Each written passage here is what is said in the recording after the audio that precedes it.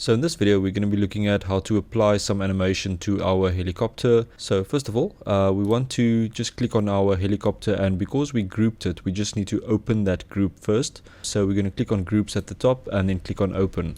And this will just allow you to click on the different parts of your helicopter, but you can also just click on the box around it and that will select the entire helicopter. So first of all, we're going to apply some animation to the blades or the rotor at the top. I'm not sure what the technical name is, but we're just going to call them the blades for now. And let's just go to the left view and try and animate them this side. So you'll see there's a little box around this area of this blade section. So that's basically called a helper object, and the blades are connected or linked to that helper object. And this just makes it a bit easier to control some stuff in your scene.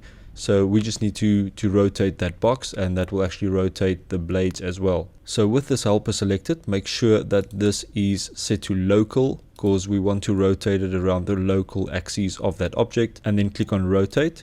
And let's just do a quick test. So if we rotate around this middle axis, you'll see that those blades will actually just spin, which is correct. And let's just undo that quickly. Okay, so let's enable auto key here at the bottom. So click auto key and then click on the key to create a keyframe on the first frame. And then let's go to frame 200. And let's just spin this around a couple of times. So just hold in your mouse and just move it to the right. So we've got a spinning motion on that. And let's click auto key off again. I'm just going to zoom out here a little bit. And if we scrub through here, you'll see that we've got some spinning animation on that blade. So the next thing that we want to animate are these blades at the back. They're also linked to a helper. So just click on the helper around them. Make sure that this is set to local here at the top. So what you can do with that helper selected, just click on one of these axes in your camera view, and it might be a little bit easier to rotate it in this view. So if you click and drag, and just make sure that it's rotating around the correct axes. So we've got the right one there. So I'm just going to undo that, and make sure you're on the first frame. Click on auto key and let's set a keyframe. Let's go to the last frame, frame 200, and let's just spin that around a few times. Okay, and then click on auto key again to disable that. So let's just preview that quickly. If we look at the left view and I just scrub through here, you'll see that blade is actually spinning. And now we're just going to fine tune these animations, because obviously we only gave them a couple of rotations and we will probably need to up those. So first of all, let's go to the top blade section and click on the helper around it. And with that selected, we're going to open the curve editor. So click the curve editor here at the top. So it's going to start off slowly, it's going to spin, and then it's going to slow down and then stop. So that's not really what we want. So we want to just select this keyframe right at the top and then click on this set to linear. So I'm going to click that, and I'm going to do the same with the bottom one. So just select that keyframe and click this linear line there.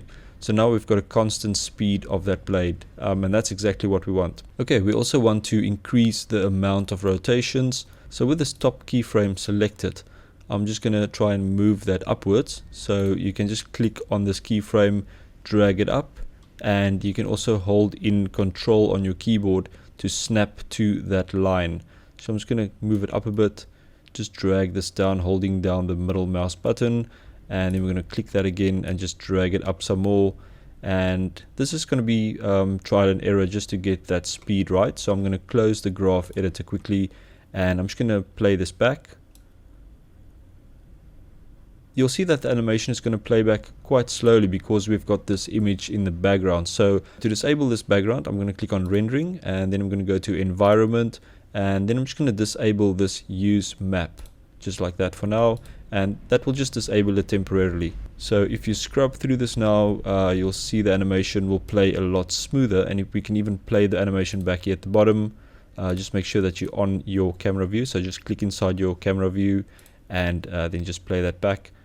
And we've got a nice and smooth animation going on, and you can see the blades are spinning nice and quick. Okay, so let's select the helper around this back rotor. Just click on it, and then we're going to open the curve editor at the top again. And we're going to do a similar thing here. So let's just select the first keyframe, click on linear, and let's do the same for the second one. Click on linear just to make that constant. And then we're going to zoom out a bit. I'm just using my mouse wheel to zoom in and out here. And I'm going to select this keyframe and I'm going to drag it down, hold in control to snap. And let's just move this up a little bit, span around, and let's just drag this down maybe somewhere there. That should be enough. Let's close this down and let's play it back. Okay, so if you play it back, it actually looks like that blade is spinning really slowly, but if you look at the helper box, you can see it's moving really fast. Okay, let's just save our project. So I'm going to go to save as again, and I'm going to call this one version 3. Okay, just so that we have different versions if we need to go back to a previous version. Click on save. Okay, next we want to animate the entire helicopter so that it actually just takes off and goes out of the view of the camera. So let's go to the side view. So I'm just going to zoom out here a little bit, and then you can click on this box around the helicopter. So just click on that box and it will select the entire helicopter, and if we move this, you'll see that everything will move together.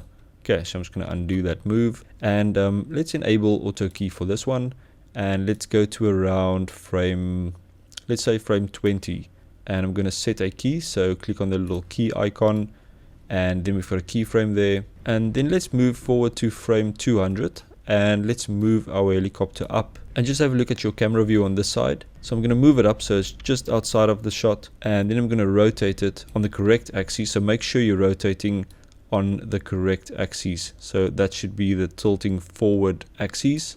So I'm just going to tilt it slightly forward like that, and then I'm also going to move it in a forward direction, but also make sure that your controls here at the top are set to local, and we want to move it in that direction, which is the green arrow. So I'm just going to pull it forward like in that direction, something like that.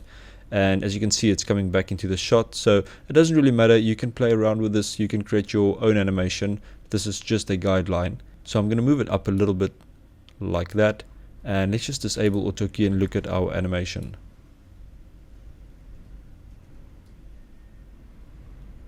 Okay, so I'm just going to play that back quickly.